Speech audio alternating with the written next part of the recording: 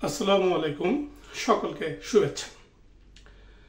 আজ সামাজিক যোগাযোগ মাধ্যম সহ বাংলাদেশের প্রতিটি আনাচে কানাচে যে বিষয়টি নিয়ে আলোচনা তুঙ্গে, সেই বিষয়টি নিয়ে আমি আমার ব্যক্তিগত কিছু পর্যবেক্ষণ আপনাদের সামনে তুলে ধরতে চাই।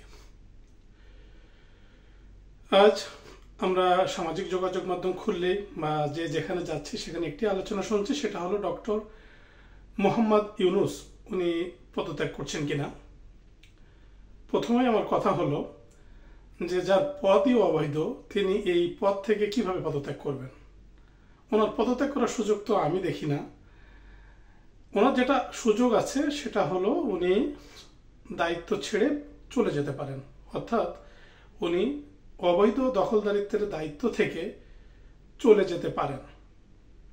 এখন প্রশ্ন হলো যে উনি সেই দায়িত্ব ছেড়ে চলে যাচ্ছেন কিনা। সর্বশেষ এখন 2:10 বাকি যখন রেকর্ড করছি, সর্বশেষ বিভিন্ন গণমাধ্যমে অর্থাৎ ভেরিফাইড যে সংবাদ, সে সংবাদ অনুযায়ী ওনার একজন উপদেষ্টা বলেছেন, প্রধান উপদেষ্টার একজন উপদেষ্টা, তিনি বলেছেন যে উনি পদত্যাগ করছেন না। এই সরকারের একজন উপদেষ্টা রিজওয়ান হাসান উনি ওনার একটা বক্তব্যে বলেছেন যে সরকারের দায়িত্ব 3টি, সেখানে নির্বাচনের দায়িত্বটি 3 নম্বরে বলেছেন, সংস্কারের কথা বলেছেন, বিচারের কথা বলেছেন। অর্থাৎ গতকাল ছাত্রদের নেতা, জুলাই জঙ্গি আক্রমণের অন্যতম হোতা নাহিদ ইসলাম, উনি যে একটি নাটকের আবহাওয়া তৈরি করেছিলেন পদত্যাগের কথা বলে, এটা যে তাদের একটা সাজানো গোছানো নাটকের স্ক্রিপ্ট ছিল সেটা আমরা বুঝতে পারছিলাম। কিন্তু এটা সত্য যে উনি চলে যাবেন, ওনাকে চলে যেতেই হবে। ওনার ওই উপদেষ্টা যেটা বলেছেন, তার ফেসবুক পেজে যেটা লিখেছেন, কি কি কারণে ওনাকে থাকতে হবে, আসলে ওনাকে থাকতে হবে শুধুমাত্র একটি কারণে, সেটা হলো ওনার ব্যক্তিগত স্বার্থসিদ্ধি এবং ব্যক্তিগত লাভের জন্য। আর উনি যে মুসলেকা দিয়ে উনি ওনার বিদেশি প্রভুদের কাছে বাংলাদেশকে ক্ষতবিক্ষত করার জন্য, বাংলাদেশকে একটি ব্যর্থ রাষ্ট্রে পরিণত করার জন্য, বাংলাদেশের মানচিত্রটাকে ভেঙে চুরে ফেলার জন্য, বাংলাদেশের পতাকাকে খামচে ধরার জন্য ওনার যে ষড়যন্ত্র, যে মেটিকুলাস প্ল্যান, সেই প্ল্যান বাস্তবায়নটা করার জন্য উনি মূলত জোর করে থাকতে চান। কিন্তু বাস্তবতা হলো উনি থাকতে পারবেন না। উনি যে দীর্ঘমেয়াদী থাকার আশা করেছিলেন, 5 বছর, 7 বছর, 3 বছর আমিরত্ব যে থাকার একটা ওনার ইচ্ছা ছিল, ওনার কথাবার্তায়, ওনার চেলা চামুন্ডাদের কথাবার্তায় আমরা যেটা বুঝতে পারছিলাম, সেই সুযোগ ওনার নাই। ওনাকে চলে যেতেই হবে। এখন উনি সেটা আজ যাবেন, আগামীকাল শনিবার যাবেন, নাকি আরও কয়েকটা দিন পরে যাবেন, সেই সিদ্ধান্তটা উনিই নেবেন। কিন্তু উনিও জেনে গেছেন যে ওনাকে চলে যেতে হবে। পলিটিক্যাল ডিপ্লোমেসিতে সব কথা পাবলিক করতে হয় না, সব সূত্র রেফারেন্স টেনে কথা বলতে হয় না, বলতে চাই না। কিন্তু যারা আমাকে শুনছেন বা যারা আমাকে শোনেন, আপনাদেরকে আশ্বস্ত করতে চাই, ওনাকে চলে যেতেই হবে। ওনার এদেশের সেই দখলদারিত্বের চেয়ারে বসে থাকার আর কোনো সুযোগ নাই। কারণ উনি দখলদারিত্বের চেয়ারে বসে থাকার ন্যূনতম নৈতিক অধিকারও হারিয়ে ফেলেছেন, এবং ওনার যারা সহযোগী ছিল, ওনাকে যারা বিশেষভাবে রক্ষা করছিলেন সাপোর্ট দিয়ে, তারা ওনার কাছ থেকে সরে গেছেন।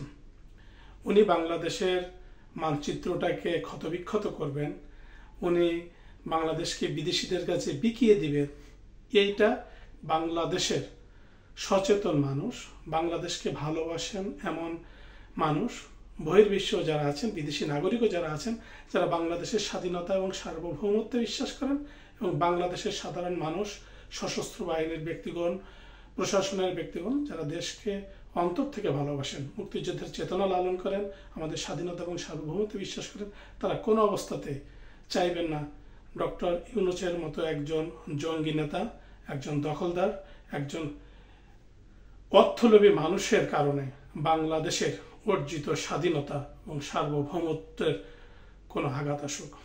অর্থাৎ ওনাকে চলে যেতেই হবে। উনি সর্বশেষ যে ফন্দিগুলো আসছেন বলে জানতে পেরেছি, সেটা হলো যে উনি বিএনপিকে কনভিন্স করার চেষ্টা করছেন যে আমি একটা নির্বাচন দেব, সেটা জুনের মধ্যে, ডিসেম্বর থেকে জুনের মধ্যে দিয়ে তোমাদেরকে ক্ষমতায় বসিয়ে দিয়ে যাব। বিএনপি কনভিন্স সম্ভবত ওনার কথা হবেন না, এটা আমি বিশ্বাস করি। কারণ বিএনপি কনভিন্স হলে, বিএনপি এটা বোঝে যে বিএনপি কনভিন্স হওয়ার মাধ্যমে বিএনপি প্রমাণ করে দিবে যে তারা বাংলাদেশের স্বাধীনতা ও সার্বভৌমত্বে বিশ্বাস করে না। কাজেই বিএনপি জায়গায় কনভিন্স হবে বলে আমার মনে হয় না। সর্বশেষ উনি একটি ঐক্যমতের সভা রাখতে পারেন, সেখানে ডেকে ইনিয়ে বিনিয়ে উনি একটা সময় নিতে পারেন যে এই সময়টা আমি ইলেকশনটা দিয়ে আমি চলে যাব, এটুকুই, জাস্ট এটুকুই। কিন্তু উনি যে নির্বাচন দিতে চান, উনি নিজেই অবৈধ। উনি কোন তরিকায়, কিসের ক্ষমতা বলে উনি নির্বাচন দিতে চান? এবং মেনে নিলাম, সব কিছু মেনে নিলাম, উনি নির্বাচন ধরেন দিলেন, কিন্তু সেই নির্বাচন হতে হবে একটা ইনক্লুসিভ নির্বাচন। সেই নির্বাচন বাংলাদেশের সর্ববৃহৎ রাজনৈতিক দল বাংলাদেশ আওয়ামী লীগকে বাদ রেখে তো সম্ভব না। তো সর্বোপরি কথা যেটা হলো যে উনি সেই নির্বাচন দেওয়ার সুযোগও পাবেন না। আমি আমার চিন্তা চেতনা এবং নানান সমীকরণ মিলিয়ে আমি নিশ্চিত যে উনি বাংলাদেশে কোনো নির্বাচন করার সুযোগ পাবেন না, ওনাকে চলে যেতেই হবে। বাংলাদেশ তার স্বাধীনতা এবং সার্বভৌমত্ব অক্ষুণ্ণ রাখবে, এবং এই অক্ষুণ্ণ রাখার জন্য ওনাকে চলে যেতে হবে, ওনার দখলদারিত্ব ছেড়ে ওনাকে চলে যেতে হবে। উনি ইতিহাসে থাকবেন, উনি আলোচনায় থাকবেন যে উনি এদেশের একজন মীর জাফর, একজন গাদ্দার, যিনি স্বাধীনতা এবং সার্বভৌমত্বের আঘাত এনেছিলেন। 1757 সালে মীর জাফর আঘাত এনেছিলেন। মীর জাফরটাকে আমরা গালি হিসাবে দেখি, একসময় ওনার নামটাও কিন্তু গালিতে রূপান্তরিত হতে পারে। হ্যাঁ, উনি ক্ষমতা আঁকড়ে থাকার জন্য আরো অনেক কিছু করতে পারেন। যেমন উনি নিজের কেরিয়ারের শুরুতে, উনি নিজের কেরিয়ার বিল্ড আপ করার জন্য উনি ওনার বাপ দাদার ধর্ম ইসলাম ছেড়ে উনি খ্রিস্টান ধর্ম গ্রহণ করেছিলেন। উনি রাশিয়ান একজনকে বিয়ে করেছিলেন। পরে নিজের কেরিয়ারের ডেভেলপমেন্ট ঘটিয়ে, নিজের প্রতিষ্ঠানের ডেভেলপমেন্ট ঘটিয়ে উনি ওনার সেই বউকে ছেড়ে দিয়েছিলেন। অর্থাৎ আমরা তরুণরা এখন অনেককে যে উপধা দিয়ে থাকি যে বউ ব্যবসায়ী, 60 এবং 70-এর দশকে উনি বউ ব্যবসায়ী ছিলেন। কতটা স্মার্ট উনি, কতটা আধুনিক, তাই না? উনি ওনার নিজের স্বার্থের জন্য সবকিছু করতে পারেন। ওনার নিজের অর্থনৈতিক এবং ওনার প্রভুদের কাছে দেয়া ওনার যে মুসলেখা, সেই মুসলেখা রক্ষা করার জন্য উনি বর্তমান উপদেষ্টা পরিষদে ওনার সাথে যারা আছেন তাদের অনেককে বলির পাঠা বানিয়েও উনি আরো কিছুদিন ক্ষমতা আঁকড়ে থাকতে চান, দখলদারিত্ব আঁকড়ে থাকতে চান। কিন্তু যত যাই করুন, সে সময়টা খুব বেশি হবে না। উনি যদি আজ বা কালও পদত্যাগ না করেন, কিন্তু খুব দীর্ঘমেয়াদে উনি বাংলাদেশের এই দখলদারিত্বের চেয়ারে উনি থাকতে পারবেন না, কোনো অবস্থাতেই পারবেন না। উনি আমাদের স্বাধীনতা এবং সার্বভৌমত্বকে নিয়ে খেলা করছেন। উনি বাংলাদেশকে বিকিয়ে দিতে চান। ওনার কোনো নৈতিক থাকার অধিকার নাই দখলদারিত্বের চেয়ারেও। আমরা বাংলাদেশের তরুণ সমাজ, আমরা যারা বাংলাদেশের স্বাধীনতা ও সার্বভৌমত্বে বিশ্বাস করি, আসুন আমরা দল এবং মতের ঊর্ধ্বে উঠে এসে আওয়াজ তুলি, ডক্টর ইউনূসকে হটানোর আওয়াজ তুলি। বাংলাদেশের স্বাধীনতা এবং সার্বভৌমত্বের অখণ্ডতা রক্ষাতে ডক্টর মোহাম্মদ ইউনূসের দখলদারিত্বের অবসান অত্যন্ত জরুরি। উনি আরো একটা কাজ করতে পারেন বলে আমার মনে হয়, সেটা হলো যে উনি দেশকে একটা অস্থিতিশীল পরিস্থিতির দিকে ঠেলে দিতে চান, ঠেলে দিতে পারেন ওনার ক্ষমতাটাকে আঁকড়ে থাকার জন্য, ওনার দখলদারিত্বটাকে আঁকড়ে থাকার জন্য।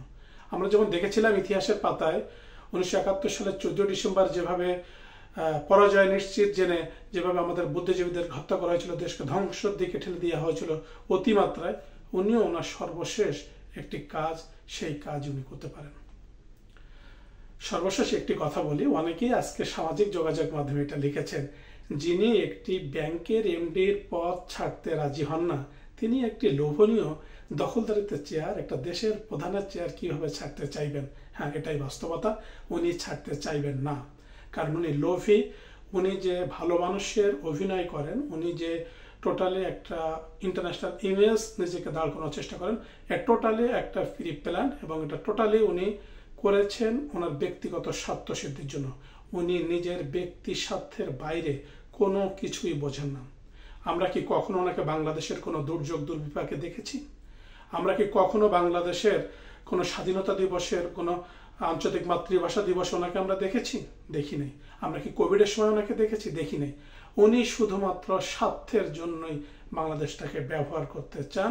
কারণ আমার প্রশ্ন জাগে, উনি মনে প্রাণে কিন্তু বাংলাদেশি হতে পারেন নাই। যদি বাংলাদেশি হতে পারতেন তাহলে উনি অবশ্যই বাংলাদেশি পাসপোর্ট ব্যবহার করতেন।